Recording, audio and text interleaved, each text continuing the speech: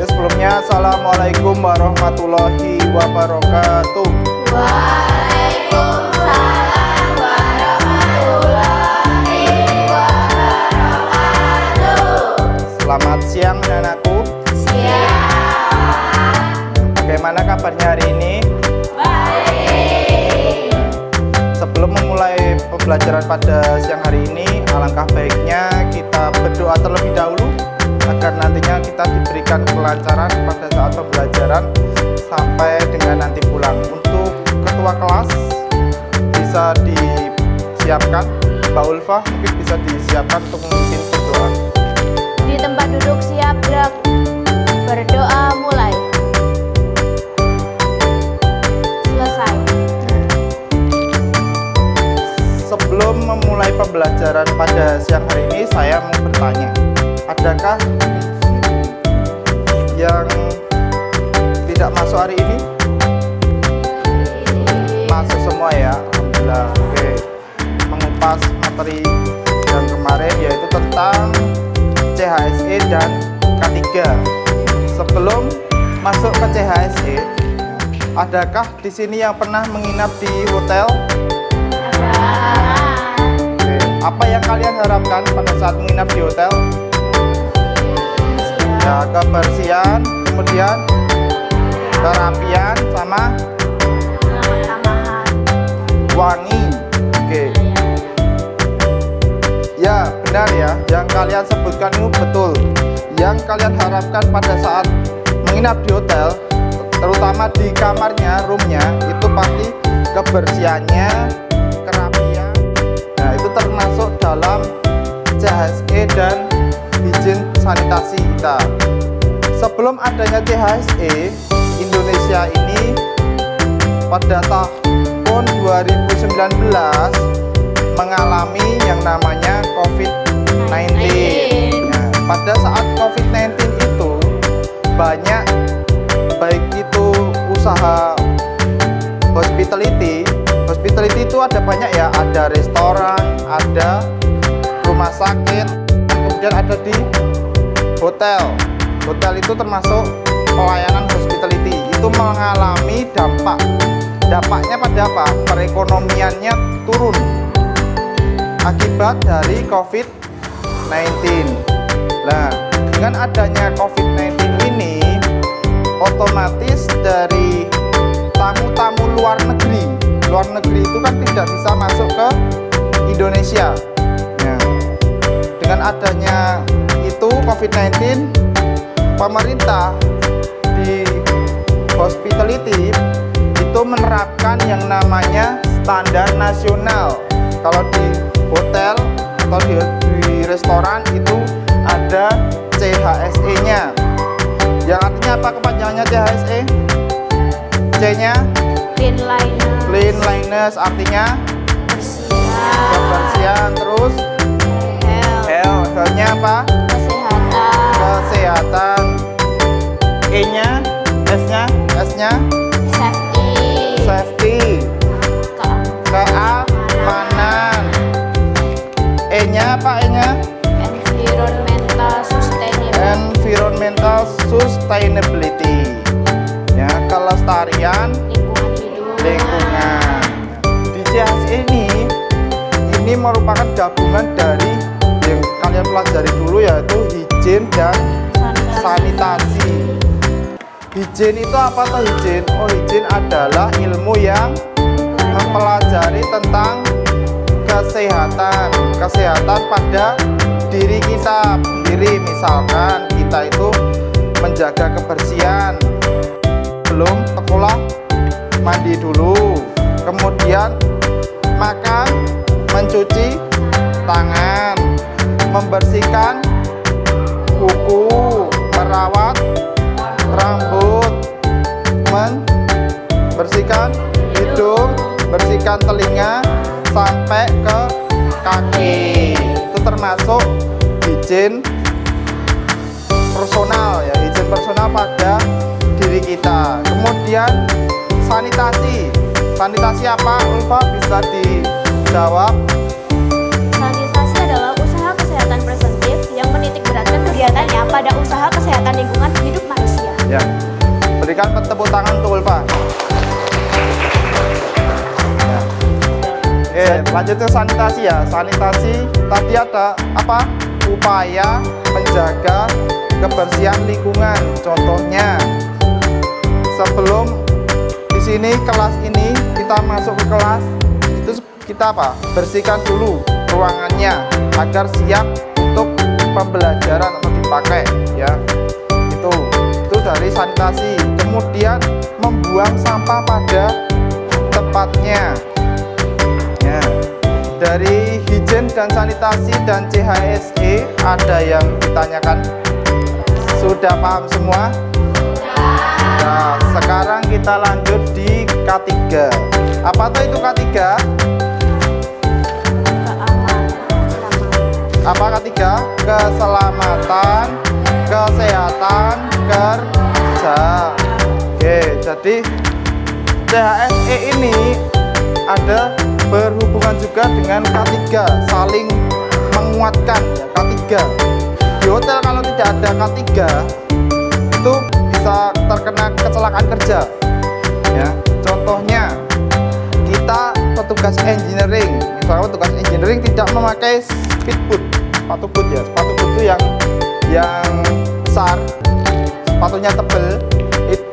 Itu kalau tidak pakai, dia itu tegangan pegang listrik, makanya bisa apa? Kesetrum. Nah, itu karena apa? Tidak menggunakan standar K3 yang baik dan benar. Tuh. Tidak hanya itu, contohnya lagi ada di departemen apa kira-kira? Selain engineering yang berupa listrik, food and beverage product. Produk itu kitchen. Kitchen itu makanya sepatunya tebel-tebel juga karena berhubungan dengan barang yang tajam. Kalau pisau mengenai jatuh di bawah kakinya, ibaratnya duren lah, karena duren langsung masuk ke kaki, itu durennya bisa mentul. Kalau pakai menggunakan yang namanya APD. Tapi kalau tidak menggunakan APD, langsung mengelukai kaki. Nah, timbulnya itu terjadinya kecelakaan kerja. Sebelum K3, hotel juga menyediakan apa kemarin? P apa? P3K, yaitu pertolongan pertama. Tuh. Nah, untuk kasusnya itu ada yang ditanyakan tadi di kasusnya, contohnya petugas housekeeping lupa membawa fluoresan, tidak standar SOP-nya, sehingga membuat tamu itu terjatuh atau terpleset. Kemudian tidak ada penerapan CHSE-nya. Misalkan kamarnya petugas housekeeping membersihkannya tidak terlalu bersih. Kemudian front office-nya pelayannya buruk. Karena buruknya apa? Di sekitarnya masih ada sampah-sampah di counternya. Itu. Kemudian engineering-nya tidak menggunakan APD yang baik dan benar. Itu bisa memberikan dampak terhadap hotel apa? Dampaknya, satu, citranya buruk, terus reputasinya menurun. Terus sekarang ada yang namanya kalian sosial, itu adanya kritik dan saran. Ya, kritik dan saran berarti apa? Bintangnya, grade-nya hotel itu menurun ya. Oh, hotel ini kumuh, nah, misalkan gitu. Karena apa? Tidak ada CHSE dan K3-nya, pelayanannya buruk, misalkan begitu. Tuh. Nah, manfaat yang kita pelajari dari materi CHSE dan K3 ini, itu kita sebagai misalkan besok jadi pegawai atau kerja di hotel, kita itu merasa aman dan terlindungi. CHSE kesehatan kita sampai kita tuh pulang ya dari kecelakaan kerja. Tuh. Dari materi ini ada yang ditanyakan atau sudah paham? Sudah paham?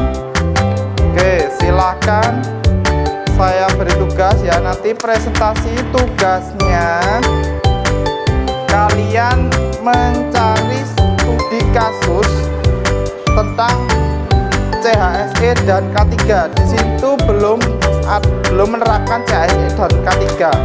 Apa dampaknya dan solusinya apa?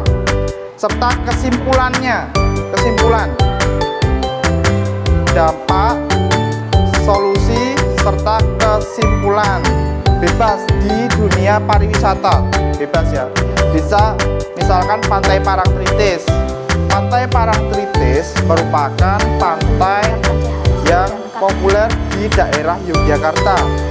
Namun, ini contoh studi kasusnya. Namun, ada namunnya. Namun, banyaknya pengunjung wisatawan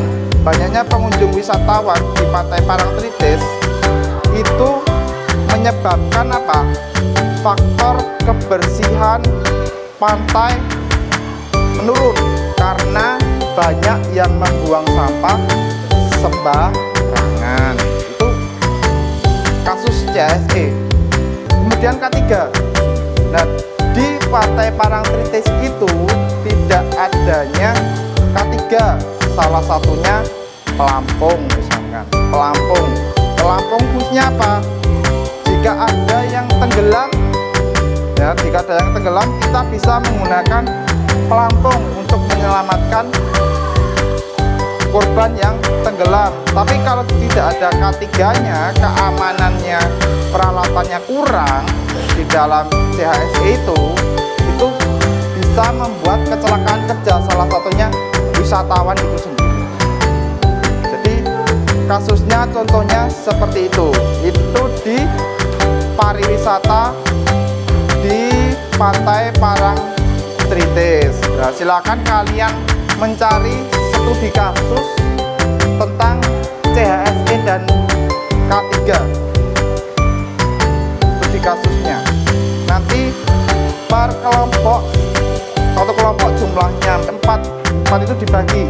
Ada yang menjelaskan secara cerita dulu masalahnya di mana, latar belakangnya, dampaknya, terus solusi dan kesimpulannya. Sudah ketemu? Sudah paham? Silakan dicari dan dikerjakan.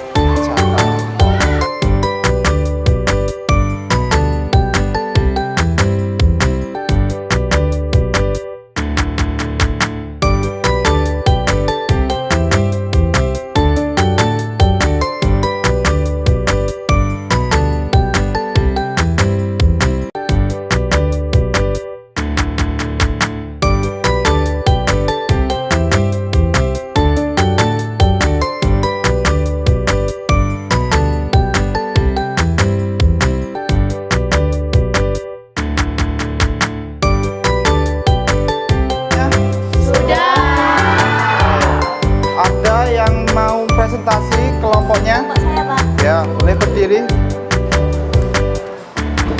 Oke, silakan perkenalan diri lebih dahulu. Yo. Perkenalkan, kami dari kelompok 1 yang beranggotakan Ulfa Masyurah. Di sini saya akan menjelaskan tentang studi kasus di Hotel Bunga Indah. Studi kasusnya adalah tidak tersedia APAR di hotel tersebut.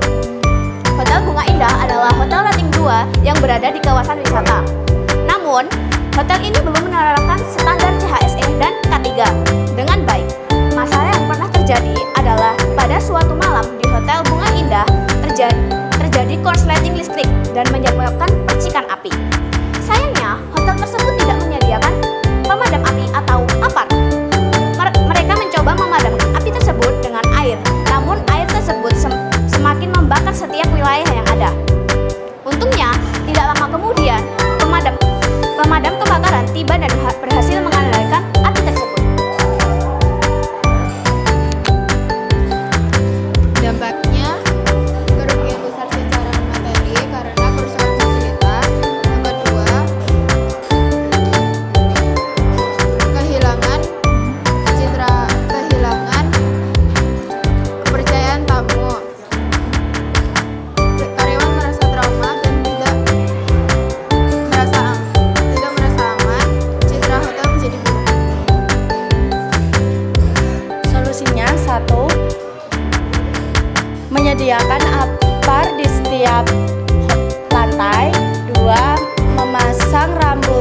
evakuasi.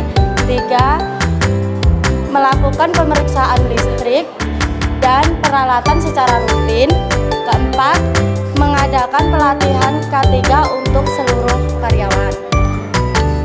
Kesimpulan dari kasus hotel di Bunga Indah adalah menunjukkan bahwa kelalaian dari karyawan yang tidak menyediakan alat pemadam. Agar tidak terjadi hal-hal yang tidak diinginkan, alangkah baiknya dengan menerapkan sistem CHSE dan K3. Sekian dari presentasi kelompok kami. Apabila ada salah kata mohon dimaafkan. Wassalamualaikum warahmatullahi wabarakatuh. Waalaikumsalam warahmatullahi wabarakatuh. Oke, tadi kasusnya tentang di hotel Bunga Indah tentang tidak menyediakan APAR. Apa itu APAR? APAR itu adalah alat pemadam kebakaran. Di hotel Bunga Indah itu belum tersedia yang namanya APAR. 3K-nya masih kurang. Kesimpulannya di situ.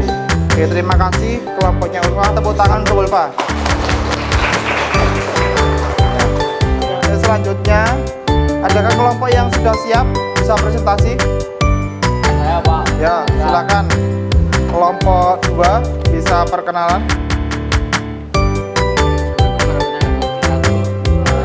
Waalaikumsalam. Perkenalkan, saya sudah maju dari kelompok 2. Saya Pak Bekas Sarah Jalan kelompok 2. Saya Bapak dari kelompok 2.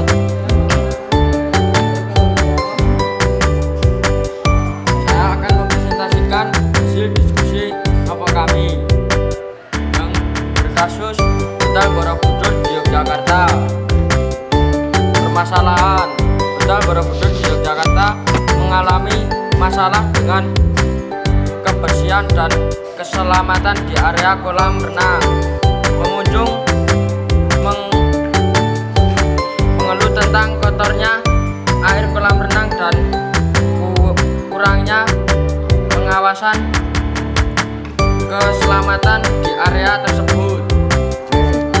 Next. Untuk masalahnya, ya dampaknya. Pak, pengunjung merasa tidak nyaman dan tidak puas dengan pelayanan hotel. 2. Resiko kecelakaan dan cedera meningkat. 3. Reputasi hotel terganggu. Next. Selanjutnya, solusinya. Solusi meningkatkan frekuensi pembersihan dan perawatan kolam renang, menambahkan petugas keamanan di area kolam renang, menyediakan fasilitas keselamatan seperti pelampung dan pertolongan pertama, melakukan pelatihan keselamatan dan kebersihan kepada staf hotel. Kesimpulannya, silakan disimpulkan dari masalah tadi. Dengan meningkatkan kebersihan dan keselamatan, meningkatkan kepuasan pengunjung dan mengurangi resiko kecelakaan. Hal ini juga dapat meningkatkan reputasi hotel dan meningkatkan kepercayaan pengunjung. Oke. Ya. Dari kelompok kami, apa ada pertanyaan? Apakah ada yang ditanyakan? Tadi bahasnya tentang studi kasus di hotel Borobudur, Yogyakarta. Di kelompok lain ada yang tanyakan enggak? Apa poin dari kelompok lain? Dari kelompok 2 tadi menjelaskan tentang studi kasus di hotel Borobudur. Di situ dampaknya tamu terpeleset di area kolam renang.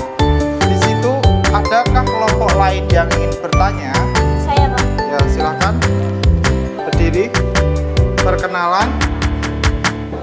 Perkenalkan, nama saya Ulfa Masyurah. Saya di sini ingin bertanya, bagaimana cara pihak hotel mengembalikan kepercayaan tamu setelah terjadi insiden kecelakaan di area kolam renang tersebut? Oke, kelompok 2, bisakah menjawab pertanyaan dari kelompok 1 tentang bagaimana cara mengembalikan kepercayaan tamu untuk kembali di hotel Borobudur? Ya, silahkan kelompok 2 bisa menjawab pertanyaan dari kelompok 1. Ya, saya Binto ingin menjawab pertanyaan kepercayaan dari kelompok 1. Mengembalikan kepercayaan tamu dapat dilakukan dengan beberapa cara, di antara lain: 1. Mengakui kesalahan. 2. Menyelesaikan masalah. 3. Mengkomunikasikan dengan tamu. 4. Membicarakan kompetensi. 5. Meningkatkan kualitas layanan. Apakah jawaban bisa diterima? Bisa diterima kelompok 1? Bisa. Oke, tepuk tangan untuk kelompok 1 dan 2.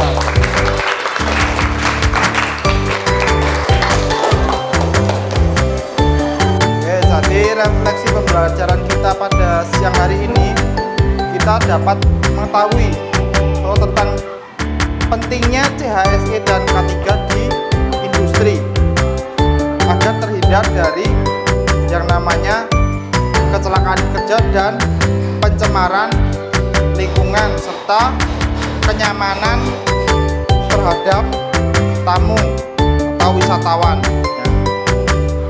Untuk materi berikutnya kita akan mempelajari tentang hospitality attitude, yaitu tentang sikap di dalam hospitality, pelayanan keramah tamahan. Ya. Dari sini adakah yang ditanyakan tentang materi kita pada siang hari ini? Belum? Sudah cukup? Kalau sudah cukup, marilah kita tutup pembelajaran pada siang hari ini dengan bacaan hamdalah bersama-sama.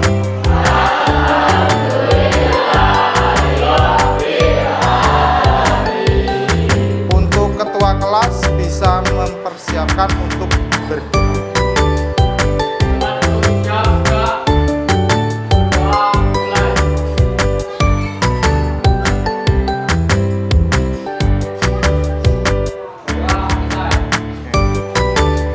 SMK?